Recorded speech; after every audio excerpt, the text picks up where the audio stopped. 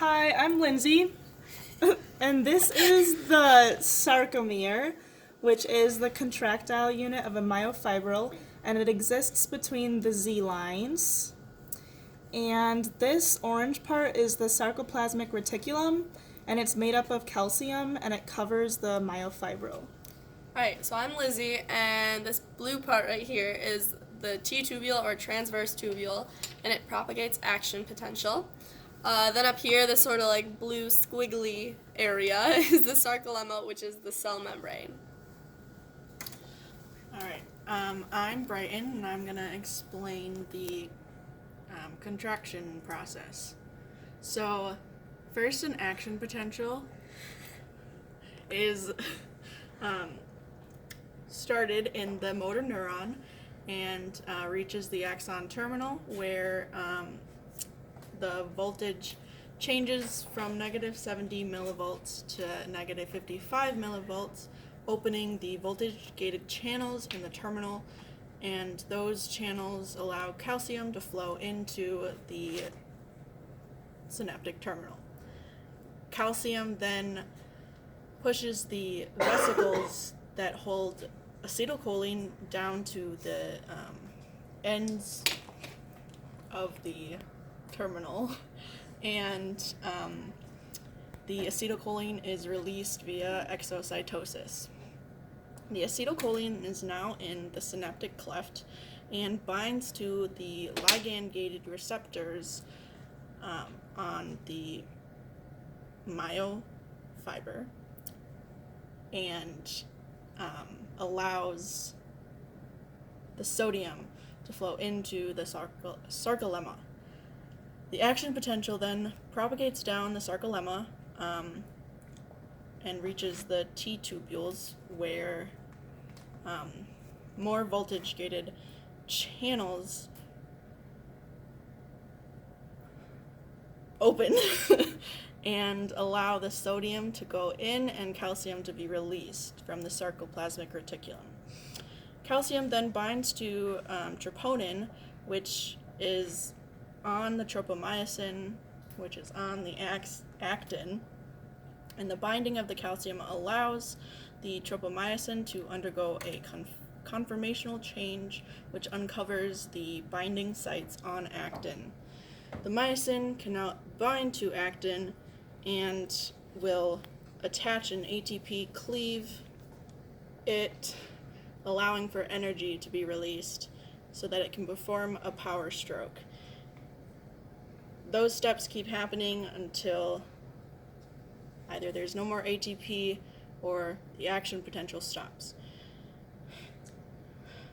When the action potential stops and there's no more signal, there's no more calcium being released into the synaptic terminal. Therefore, acetylcholine cannot be released into the cleft. Therefore, the sodium cannot enter the sarcolemma, which follows down along the T-tubule again. It cannot, the sarcoplasmic reticulum cannot release calcium, and that calcium cannot bind to the troponin. So the tropomyosin recovers the sites on actin. Okay, my name is Patrick, and next I'll be talking about the troponin-tropomyosin complex, cross-bridge formation, power stroke, and the myosin head's usage of ATP. The troponin-tropomyosin complex is a two-protein complex that blocks the active sites on the actin from binding with the myosin heads. When calcium ions bind to the troponin, this moves the troponin and tropomyosin complex and exposes the active sites so the myosin heads are able to bind to the actin. Cross-bridge formation is when the myosin head binds with the active site on the actin. Firstly, though, ATP must bind to the myosin head, cocking it before it binds to the active site. ATP is then cleaved, and ADP and phosphate release from the myosin head, leading to the power stroke. ADP and phosphate is released from the myosin head to cause the power stroke, and that leads to the contraction of the sarcomere. Another ATP must then attach to the myosin head to cause it to contract and start the process over. ATP is very important for the myosin head in shortening the sarcomere. ATP binds to the myosin head, decock it, is then cleaved into ADP and phosphate so that the myosin can bind to the active site and then undergo the power stroke.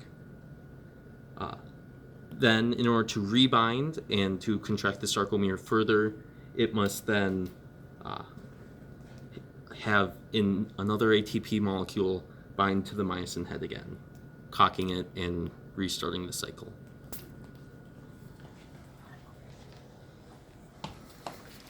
Okay, so this is Lindsay again. So myosin and actin are both contractile proteins, and myosin is the thick, dark filaments that you see, and then the actin is the thin, light filaments. Together, they mediate the sliding of contractile fibers in skeletal muscles. Myosin and actin make up a sarcomere, or a contractile unit of a myofibril. Muscle contraction occurs when these two contractile proteins slide past each other, causing the sarcomere to shorten. And then troponin and tropomyosin are both regulatory proteins, and they are also both involved in muscle contraction. Troponin is attached to tropomyosin and lies within the space between actin filaments in the muscle tissues, and this binding helps to position the actin molecule for contraction. And then lastly, calcium is a regulatory ion in the process of muscle contraction.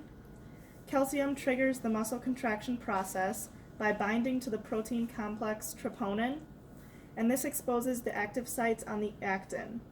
In the absence of calcium, the cross bridge would be broken and the muscle would be in a relaxed state.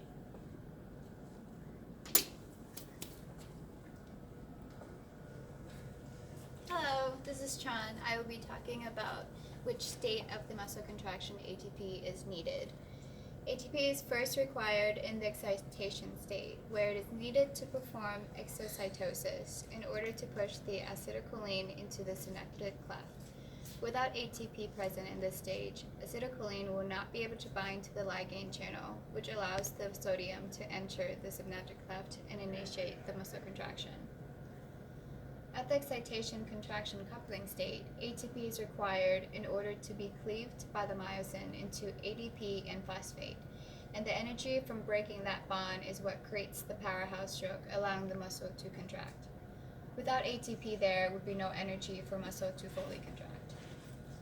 At the relaxation state, ATP is also required in order to pump the calcium back into the sarcoplasmic reticulum through the calcium pumps, which causes the tropomyosin to recover the binding sites on the actin strands. If the binding sites remain open due to lack of ATP, muscle fatigue will occur. And lastly, during the end state of relaxation, ATP is also required, where sodium-potassium pump relies on the energy in order to transport sodium out of the cells and potassium into the cells, since it is against their concentration gradient. Without ATP, sodium would not be able to exit the cell, which causes an imbalance and muscle fatigue, where muscle cramps may occur. Alright, so it's Lizzie again. The next portion, we had to choose two different scenarios in which to describe how they affected muscle contraction. So the first one that we chose was anemia, and when someone has anemia, the lack of iron leads to lower counts of hemoglobin, which is the protein that helps produce red blood cells and deliver oxygen through your body.